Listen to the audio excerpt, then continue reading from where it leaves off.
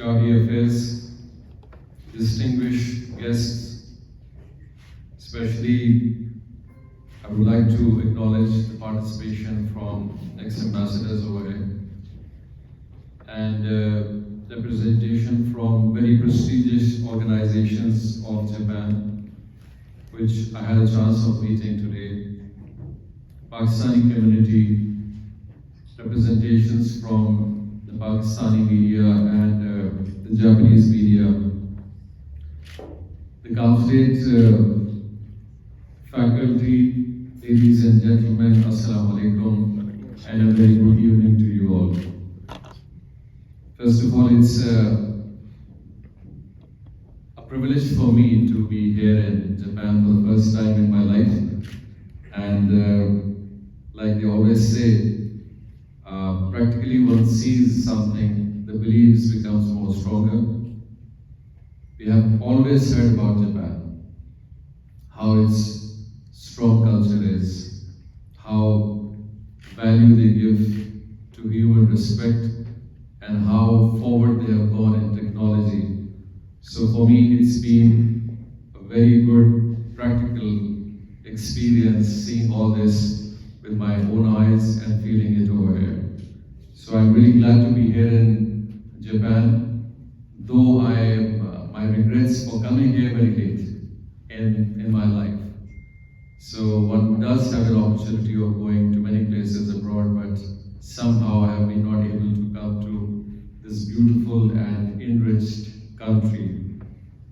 But Pakistan and Japan go along a very long journey. And with some I witnessed an experience of meeting today myself, where companies like Mitsubishi and Toyota and many other companies working in Pakistan for the last close to 70 years. Coming in Pakistan in 1952, and till we speak, the presence of Japanese companies have shown their confidence in Pakistan, their trust in Pakistan, and how they have really enhanced this relationship with the passage of decades. I would like to compliment all the ambassadors who have played their vital role, because if it would have not been your good kind selves, these relationships do not go forward. I would also like to acknowledge our friend from the Turkish government over here. Your presence over here is really acknowledgeable to us, and we really appreciate you coming and joining us over here too. Ladies and gentlemen, as time passes, relationships become stronger, economies have emerged, new relationships do take place. But I would say, and I'm a firm believer in this, that we give weightage to each relationship according to its own merits, and that's what Pakistan is trying to emphasize more on. That we don't want to compromise any relationship with any other country or any other relationship. Our relationship with Japan has been there for a very long time, and on very strong and bonded footages. And Alhamdulillah, till today, I believe that we enjoy it and we reciprocate the same relationship with you. And a very small example of this, I will try to quote you, that recently when the Prime Minister was approached by some of the Japanese friends we have, that there are certain issues which the Japanese companies are facing in Pakistan.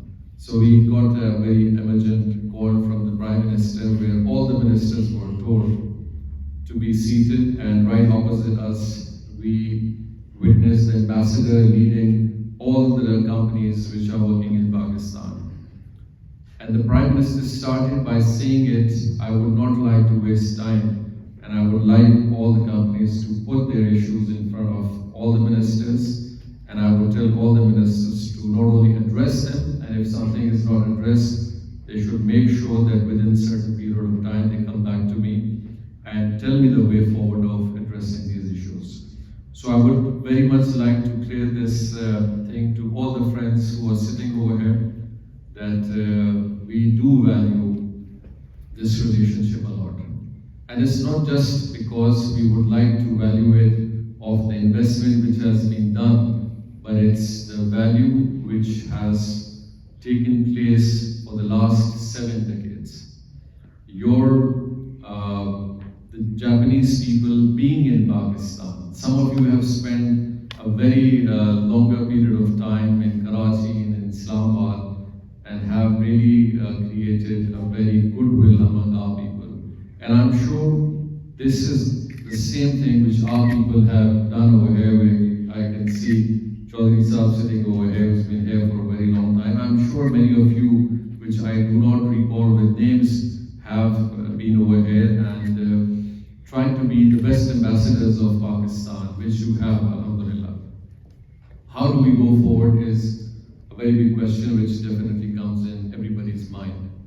And seeing the current situation globally, how the economies are emerging and diversifying, it's a very important, crucial phase where we get together and see how we need to go forward. And it's always been, and I think so now it's more crucial, how countries can collaborate more, how they can collaborate together by seeing opportunities which are very much there globally, which need to be expedited for the betterment of our people. The Japanese government, and I'm sure the Pakistani government, we both, our main objective is to bring prosperity to our people, to bring forward the opportunities which are there for our next generation, and to prepare ourselves for what is not seen. And with these things in mind, and with partners being there together for a very long time, we really have that opportunity of creating that platform for our people and for our country and for the upcoming generations. And that's what I've been speaking today with most of the organizations today, that the perception has to change a little bit. I'm sure there are a lot of things in everybody's mind that how Pakistan is maybe seeing somebody as favorite and not seeing somebody as favorite. And at times the perception is the biggest thing which people start believing in, whereas the reality might be very different from that. And inshallah, we would like to not only change this perception by saying it, but by proving it. And for this perspective, it's very important we take a new way forward of engagement, how Pakistan and Japanese businesses should engage. Because end of the day, how the global scenario is changing is not by how the governments function, but how each individual functions, how each business functions, what are the opportunities they see in each other and explore on them. So end of the day, it's the trade which matters the most nowadays also. It used to have mattered a lot in the past, but now because the new scenarios which have emerged, people are seeing trade as the opportunity to explore more. So for that purpose, the government of Pakistan is very keen. We have gone through a very challenging few years, which Pakistan in the past has also been victim of a lot of such crises, which has affected our economy, which has affected our stability, which has affected us in many ways. I would not like to go into details, but it has happened to us. But alhamdulillah, whenever such turmoils have taken place, we have emerged back. We have come back from those crises. We have faced them when the global big factors have left us alone to face them. And again, in the last 3 years, how the economy did go down with a lot of aspects, with a lot of things which were happening within our house in Pakistan. Pakistan, alhamdulillah, today as we speak, is again to a pathway of progress and stability. And this stability is very important for us. Unless and until we don't bring this stability, things do move very difficult. So our overall inflation, alhamdulillah, has improved in the last 1 year, from 38% coming down to a single digit, which many of again say these are the figures which cannot be exactly right, but again, a very substantial drop in this is itself is a witness policy rate coming down from 22%. I'm sure like a lot of people, except for maybe my friend from Turkey is sitting, many countries do not really anticipate how you can do business with 22% as an interest policy. It's impossible. Countries do work with 2%, 3%, 4%. But the interest rate in Pakistan has been quite high in the last many few years as we speak. But alhamdulillah, it has come to 11%, and the Prime Minister is quite persistent of making sure that because of our policies and inflation further being more stable, these interest rates need to come to a single digit, which gives the business community an opportunity to spend more and capitalize on real infrastructure and manufacturing entities and places. We have seen a good, smooth recovery of the stock exchange which happened, which is a good indicator itself by crossing 100,000 benchmark. That Pakistan is trying to bring down its energy pricings a little bit, though we are quite stuck in that position of different IPP and rest issues which we are facing. Pakistan has a surplus of energy production, but the consumption has become a big problem for us, where the consumption is now low, and that is mainly because of the low productivity which is happening in the manufacturing side. So the challenges do exist very much, but at the same time, a lot of reforms are taking place. And reforms are one thing which are very crucially important for us to show that stability in terms of our rules and regulations, reforms in FBR, reforms in the energy side, commerce way forward. Tariff has been an issue. I'm sure there are a lot of concerns over the tariff, but we're trying to see the auto industry separately from tariff, but on the other sides, we are trying to bring them down in the raw material and other aspects so that people do get a competitive, better quality of raw material in exporting to Pakistan. But auto sector is going to be dealt differently with the Minister for Industry, myself, and the Finance Minister are tasked by the Prime Minister to see the sector with extensive analysis, engaging with you all, and then putting a way forward to the federal cabinet of how we see things in the upcoming next 5 years' time. Ladies and gentlemen, being as ambassadors of Pakistan over here, especially the Pakistani community, and I say the Japanese community over here in Pakistan, Pakistan has a lot of opportunities which are coming for many sectors. The first sector which really is showing progress is the mineral sector of Pakistan. Pakistan is counted among one of the richest rare earth, copper, critical mineral resources in the world, which is something which I'm not saying myself, but these are the words which I'm quoting from one of the leading business chief executives, Mark Bistro, who is the CEO of Barrick Gold. And it's his words in different international forums that Pakistan will be one of the biggest contributors in minerals in another 1 decade's time. So that shows the strength we carry in this field. And that is something which the Japanese side should see also in Pakistan, which in the past, I think so, they have not. You've been focused very much on the manufacturing of automobiles and other sectors and textiles, but mineral is one side which should definitely be considered by your good self. And I said already there's one part in the mineral sector to where you will be contributing, that's supply of the Komatsu dumpers. And already Barrick Gold is engaging Komatsu dumpers for its project, but its Barrick Gold concession is just one concession. There will be multiple concessions which will be coming in Balochistan. And being from that province, I exactly know what potential it carries of contributing to the overall metal and rest industries in the future coming. Not only is going to be the mining sector in Balochistan, but any associated services which is in contribution to mining. It's going to be the power sector, the renewable sector, the refinery sector, the smelting sector, the services in logistics, from logistics to port. So it's a whole chain, it's a whole eco chain where there'll be a lot of FDI happening in Pakistan. And for that purpose, like we had a word with JETRO and JICA and the business community, that we should explore what can be the opportunities where companies from Japan can engage either on a business side or from the government side with the government of Pakistan or with the business community over there. Agriculture again has been a very potential thing in Pakistan, and food security as we speak is something which every country is talking about.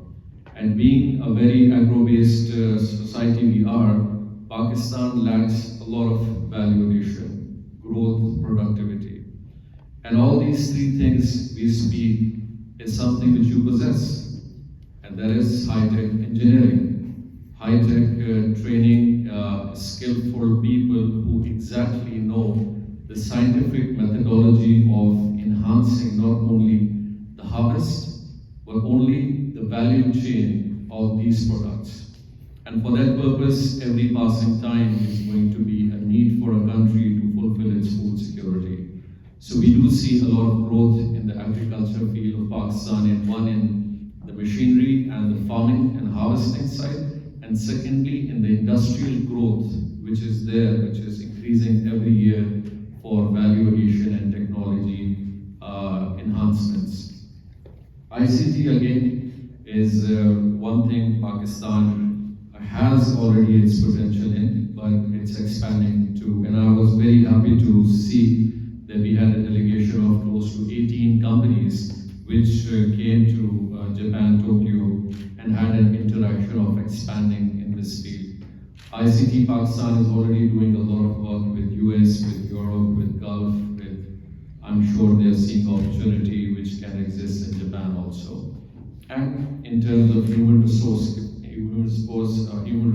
availability, we have a very big youth population and a very big human resource availability, which definitely needs to be more skilled in terms of trainings and other things, where a lot of companies which exist in Japan can see as an opportunity too, where collaborations can be done in training and many other things. There's a whole list of things which do exist where value can be either increased in terms of value or the volumes can be increased. And both are something which we do feel the Japanese and Pakistani joint venture companies can really see and work on. Ladies and gentlemen, with this, I'm really happy to have gone to the pavilion, Pakistan Pavilion, which in the Expo Osaka, and where we are participating, though we are not participating on a very bigger scale. The Pakistan Pavilion is a little smaller this time due to certain reasons, but we tried our best to make the small place to be visited the most. And Alhamdulillah, we've been quite successful in doing that. A lot of people have visited Pakistan Pavilion and they were quite astonished to see what this pink salt is all about. So it's a product which Pakistan is quite proud of, and I still believe it's a product which has yet not seen its true potential. It's a product which has one of the very diversified usages, and I've never seen in my life salt to be used in such many ways, which the pink salt of Pakistan is being used. From household to consumable product to cosmetics to its usage in different forms. It's something really amazing how the people are doing work on that. And by the time we end up this expo, Pakistani products will be quite popular in this field in Japan, I'm sure. But there's a lot which we can really see also. Not only mangoes and salts and few products of Pakistan are popular, there are very hidden things which we have not really touched based on. Once again, I'm really thankful for the embassy of making sure that a good gathering has taken place over here. I'm really appreciative of the participants who have taken the time, both Pakistani and an opportunity to interact with you, share our thoughts with you. And the only request which I can put forward is that let's get together and strengthen this bond more and try to see what exactly Pakistan and Japanese as governments and as a business community can do further to enhance this relationship. Thank you very much. God bless you all.